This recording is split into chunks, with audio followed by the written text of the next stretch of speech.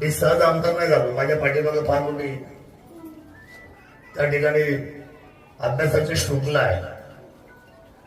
ज्या वेळेला लोक आपली 15-15, 20 वर्ष इथं वाया घालत होती, त्यावेळेला मी जग फिरत होतो.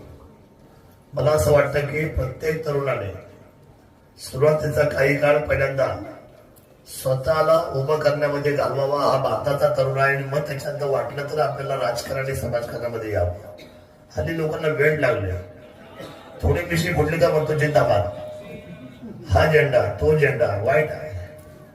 मी वयाच्या 36 वर्षापर्यंत काठोकाठपणे व्यवसाय केला आणि इतकी चांगली घडी बसवली व्यवसायाची की माझा व्यवसाय आमच्या वडिलांच्या आशीर्वादाने मी जगभरामध्ये केला. Not only India but also world. जगापर्यंत आम्ही गेलो. आयुष्य एकदाच आहे, मग तुम्ही कसं आयुष्य घालवणार, किती चांगलं घालवणार, किती वाईट घालवणार.